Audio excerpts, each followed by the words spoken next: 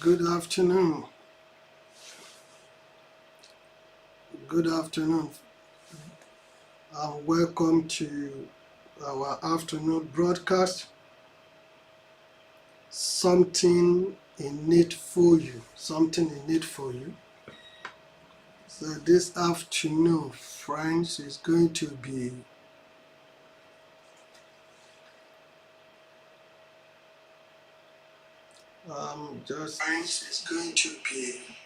yes, so this afternoon is going to be decision time of something in it for you. I want to thank God for you, to thank God for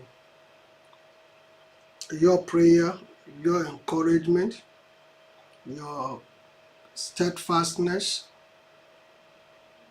I pray that the Lord will continue to bless you, bless your ministry in the name of Jesus. Let me just quickly encourage you and to ask you, friends, to share to this broadcast on your wall. Invite friends, invite everyone that is on your wall and your friends to come online, or perhaps to join us today, or maybe they're going to watch it later. It's something that is going to be interesting, knowing fully well that what we're going through in today's world require every one of us to play our role, to act our role. The day of folding your arms, of not getting involved, to me, is over. Because if you fold your arms and you choose not to speak out, when the turbulence and the trouble starts, it will get to your door. And it's going to affect you, affect your generation. And the generation coming behind will ask you questions. When all these things were going on, what did you do?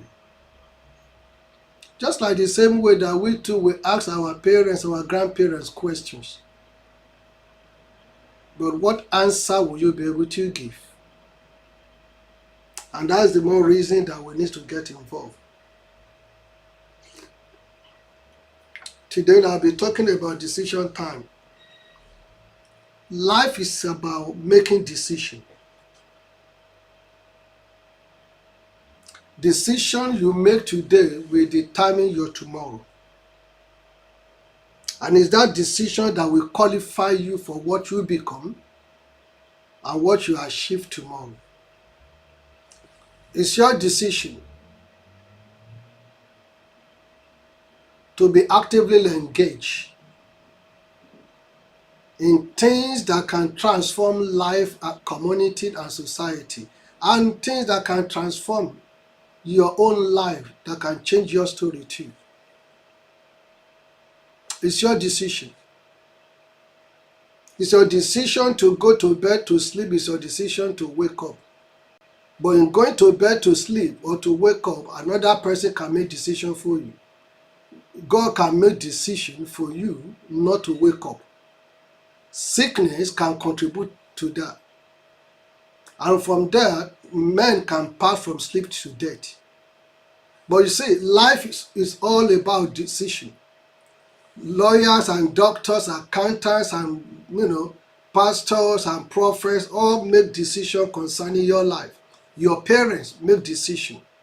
You too, you're going to make decision, or you're already making decision concerning your children.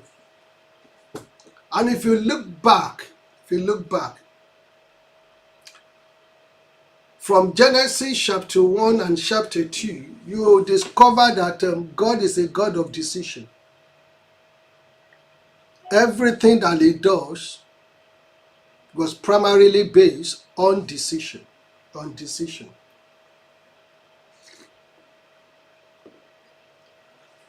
Because he had to make decision whether to create man, and thank God that he did. Then the process of making decision, he didn't just make decision to create man, he made provision for man. He made provision. In the course of making provision, he provided man with employment. He provided comfort. He provided a security. And above all, he provided a support. Because he felt that a man should not remain alone. And he decided to provide support, someone to keep man company. So you can see all this boiled down to decision. So when I say life is about decision, it's about making decision. You will have to agree with me at a time in your life, you have made decisions about others. Others have made decisions about you that still continue to affect your life till today. Government make decision, and the decision affects you and I. In business world, decisions are made as well. And those decisions are to affect your life either directly or indirectly. Then when you look at the religious sector, then they too, they make decisions. And the decision they make affect your life. Their own decision is based on eternity, eternal glory. How to live a good life, righteous life, a life of faithfulness. How to keep away from those bad things and start to do good things. How to be more compassionate and loving towards your fellow brothers and sisters. They are all decisions. They are all decisions. Some will make good decisions, some will make bad decisions. But the bottom line is you make decision. So you cannot technically say to yourself that I am free from making decision. I'm not going to make decision. Even that in itself is a decision. So when humanity disappointed God, God didn't just stop there. He made decision. So whether in good time or in bad time, decision has to be made. Decision has to be made. So, and that brings me to the point that life is about making decisions. Life is about making decisions. So, decision you make today will qualify your tomorrow. Today, the world is going through tremendous challenges on all fronts. On all fronts. Unemployment is on the high side. And guess what? Today, the Federal Reserve and the Bank of England already increased interest rate. Great number of people are going to be affected as a result of that. When people were already going through serious financial difficulties as a result of inflation, the last 2 years, the entire world had to cope, had to deal with COVID. Had to deal with COVID. The government had to spend lots of money, billions and trillions of money. Now the time to recoup those money. Many people lost their jobs, lost their businesses, lost their homes. So others made decisions that eventually affected their lives. And likewise, political leaders. You see, when you see two brothers, decided to fall apart in the same nation because they are not of the same culture or languages, but the same country. And we can go all the way in looking back to the world history, particularly in the recent times, that you discover that Ukraine used to be part of Soviet Union. Look at what is happening now. Russia, because of its military power, the economic power, felt that nobody can stop him. Now look at what is happening in Ukraine. Some years back, look at the southern part of Libya rose up against the leadership of the country. Look at what is happening in Libya. Look at Iraq. Look at Syria. See, all these as a result of decision. So in other words, decision you make can affect not just you alone, not just your family, but your community and the entire world. The entire world. And that's why I want you to see that decision matters. And that's why the Bible encourages us that we should ask God for wisdom. The ability to make the right decision that will bring glory, not just to you, but to the community, to the society, to nations, even to generation that's to come. So when you find yourself in a position of leadership, the essence of your leadership is to make decisions. But the question today is, are you making decision that is going to make the life of people much better? Or your decision is to make the life of people miserable? You have to be able to answer that question. You see, in the midst of all this, you discover that humanity has never learned from history. We never learn from history until it comes to our door before we start to react to issues. But there are times that you need to be proactive. You need to be proactive.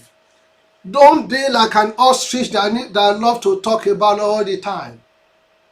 Because only an ostrich that will put his head in the sand, doing nothing, thinking that the problem will just be over, No problem is going to be over if you fail to do nothing about it. Sometimes we wait for the problem to be, say, huge before we begin to respond, before we begin to make decisions. If we go by the scripture, the moment Adam and Eve failed in their task, the task that God gave them, God had to make decision. He had to make decision. Look, decision you fail to make now will hurt you tomorrow. And that decision can hurt your generations too, if you make a bad decision. But if your decision-making process is guided by God, you ask for the wisdom of God, that decision can affect your generation in a positive way that history will never forget, both your good deed and your bad deed. History will never forget. You may think you are the most powerful person now, that you have all what it takes to oppress, to marginalize people. Because you care less, you feel that nobody can touch you. You are untouchable.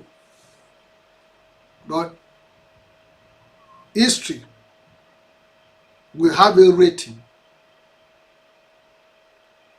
What you did to humanity, to people all around you.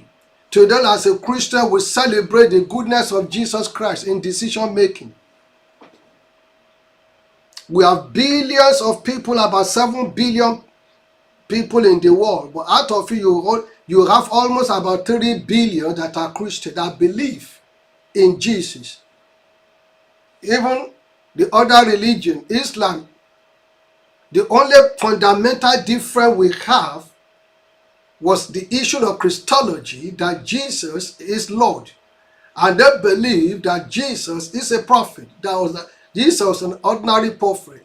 Until God opens your eyes, that you understand what the true meaning and the true personality of Jesus. Because even his disciples, he has to ask them that, what do you think I am? Some said you're a prophet, some said, made several statements, until Peter made a statement that you are the Son of the living God. You're the Son of the living God. And he said, flesh and blood has never revealed that to you, but the Spirit of the living God. So life is about decision.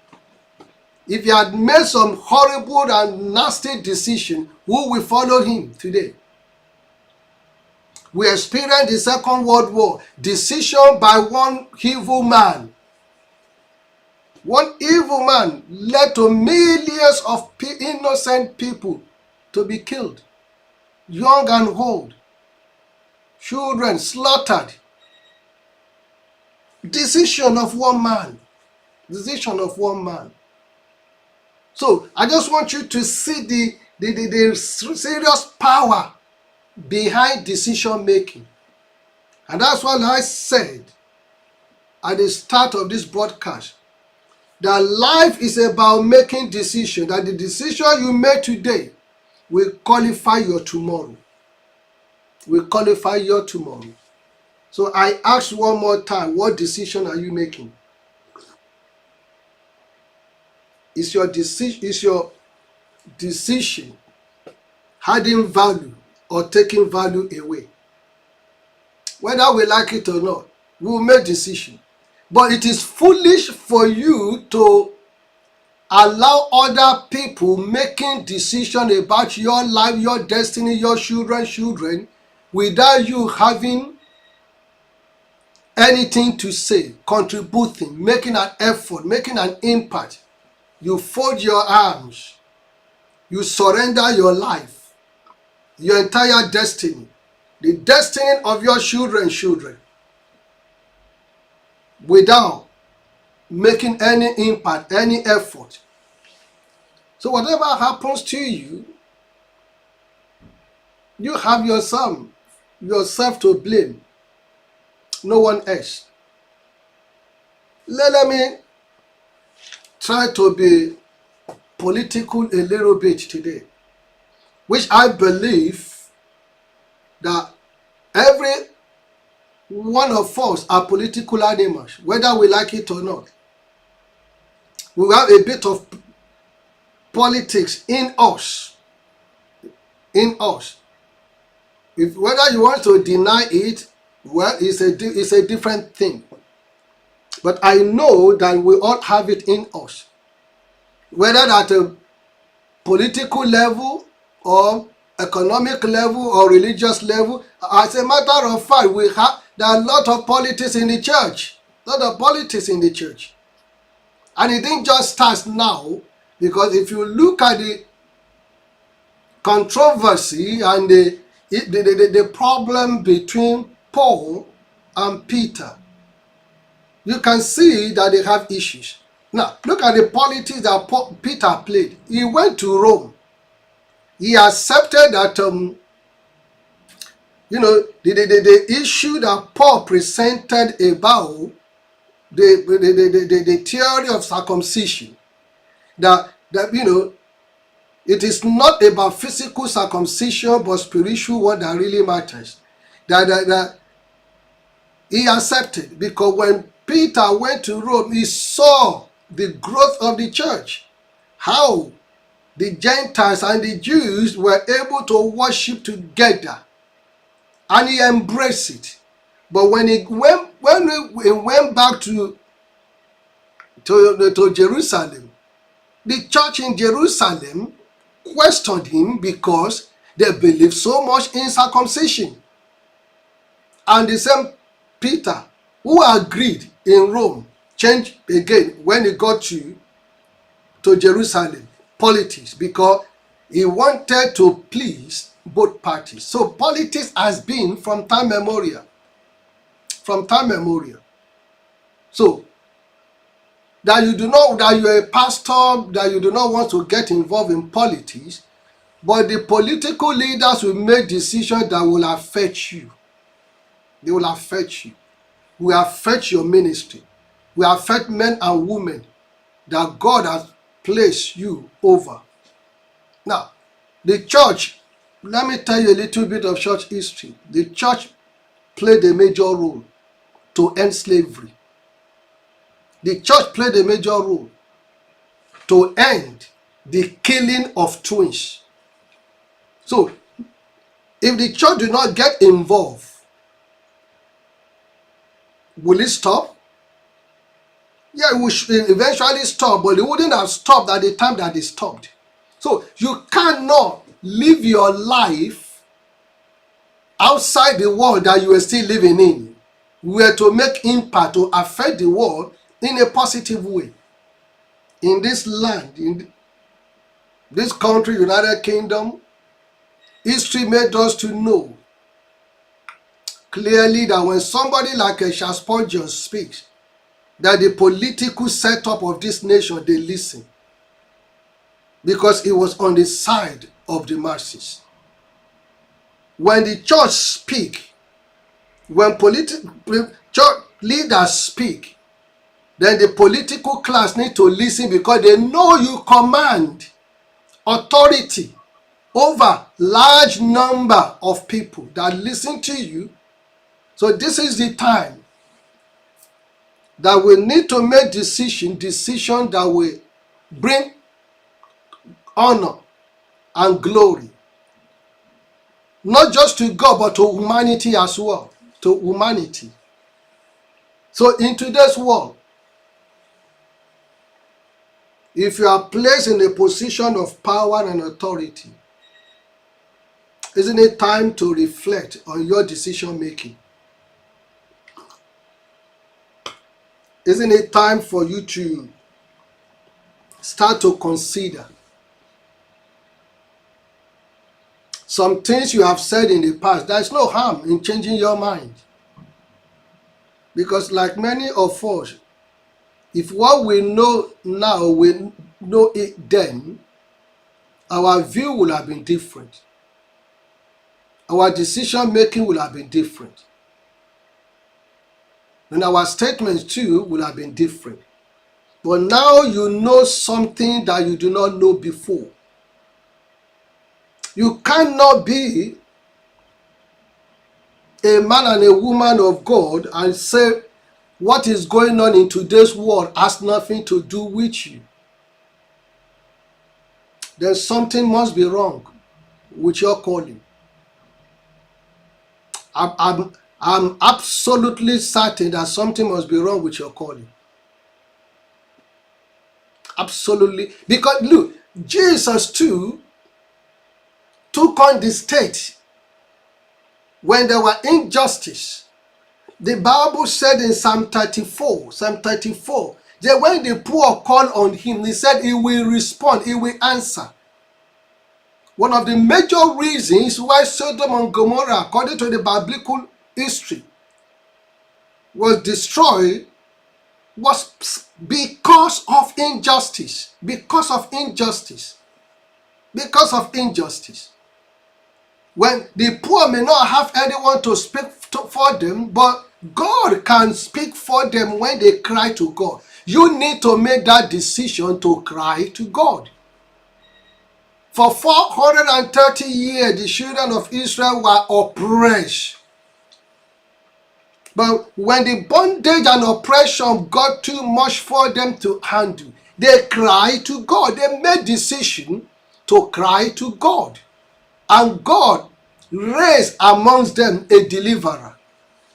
He raised amongst them a deliverer. So if you're still thinking your Messiah, your deliverer, is going to come from United Kingdom, United States, or from France, from China, from the superpower, and you live in the third world, then you must be a dreamer. You must be a dreamer. They have their own problem. They have their own issues to deal with. So God raised amongst them a Moses who stood up and said, the time for freedom and liberty is now. The time to end injustice is now. No one is going to make that decision for you but you and you alone. You see, today I was having a chat with one of the NSAS generation, because this individual watched my broadcast on Niger FM during the week about the roadmap to 2023, where I encourage the NSAS generation that you have what it takes to make a difference now. That go get registered for your PVC. That is not just, that is one step. That the solution or answer is not just PVC alone. You need to be involved in grassroots politics so that you can make a change. You can start to, get in younger people, your generation, to begin to take positions, to begin to be involved in offices and get things done, so that your children's children will no longer experience what you are going through. And this individual said, well, PVC is only good for election. Thereafter, it's of no use again. That one must say, why wasting time to go and queue and because of PVC? And it's not like an ID. And I shake my head. I shake my head. You will be the same people that a year after or moment after, you will be complaining about the bad government and you did nothing. And these are same people that have been, be conditioned to their father's house as a result of ASUU strike. Whereas people in their age group, they are already in the Western world. They were already working. They're already building their life. Maybe I need to tell you this. 6 months of your time conditioned to stay at home doing nothing. And that in itself never provoke you to be involved in the politics and change the old guards that condition your life to stagnancy. They wasted your life. That they wasted your destiny. A time waster is a destiny waster. The 6 months you have wasted could have been adequately used to transform your life, to move you into a different level. And you thought that a PVC is nothing. It's of no, it only lasts during the election period. This season is a season of decision time. It's a decision time. The time for settlement, the time for things to be properly restructured, transformed, and renewed. It's not a time that you need to be passive. It's a time that you need to be actively engaged in the political system, so that the older generation that have enslaved your parents, enslaved you, will no longer continue to enslave your own children too. You have what it takes to make a difference. You have the social media to put your points across. Get up, go and get registered, get your PVC, go out and vote. Oh, one said to me that you know, I was waiting for hours and I get fed up, I had to go home. If you need to sleep there to get the PVC done and to be able to vote and change the system, isn't it better than the 6 or 7 months that you've been staying at home because universities are on strikes? Isn't it better that your own children too will not go through that same pain and agony?